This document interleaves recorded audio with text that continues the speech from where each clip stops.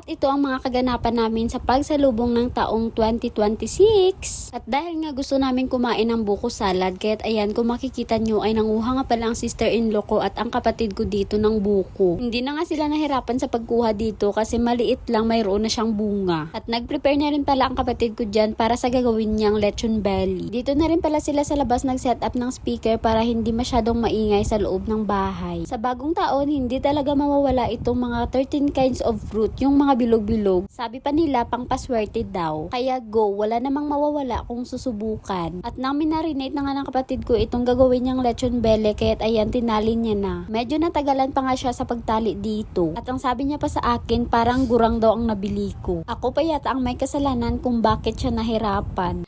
Magbabagong taon na pero super haggard pa rin talaga ng mukha ko. Pero okay lang, nasanay na din.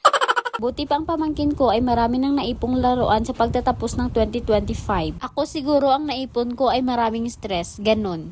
Uy, kung maka-stress, kala mo naman. At sa aming magkakapatid, itong kuya ko talaga ang pinakamakulit sa amin. Nagawa pa talagang isayaw si nanay. At dahil nga umuulan dito sa amin, ginawa pa talagang patakip ng ulo niya itong takip ng kaserola namin. Diba? Walang basagan ng trip yan. Si JR na rin pala ang nagpaikot-ikot dito para maluto na agad itong lechong beleng niluluto nila. Habang busy sila sa labas, ako naman dito ay busy rin sa pagluluto nitong garlic chicken na request ng kapatid ko. At kung busy kami, ay mas may busy pa talaga dito sa amin. Tingnan nyo naman ang pamangkin ko. Inaaya nga pala namin siya dito na mag-picture-picture na, pero ayaw niya talaga. Gusto niya talaga sa mga magulang niya. Okay, sige. At ito na nga ang backdrop namin ngayong New Year. Diba? Napaka-simple lang talaga. At pagkatapos ng pag-prepare namin, syempre for the picture-picture na ang lahat. Hindi talaga mawawala yan. Aminin nyo, kahit kayo din. Picture ng isa, picture ng lahat. Sure talaga ako dyan. At nakisali pa talaga itong aso ni auntie na si Bre. Naku, napakakulit talaga. At para maging masaya ang pagsalubong namin ngayong bagong taon, syempre nag-parlor games kami. Kahit konti lang kami dito, pero grabe, super saya talaga namin. Ang mga tawa namin, ay naku, masasabi talaga naming memorable siya para sa amin.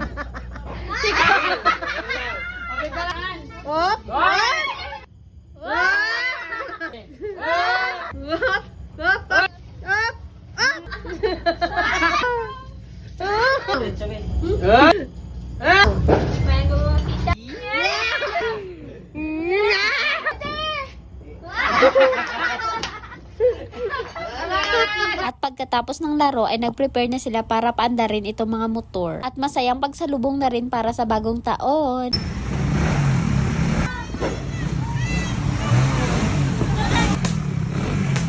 Sana ngayong taon, good health para sa mga pamilya natin at more blessing. Happy New Year sa atin. Bye!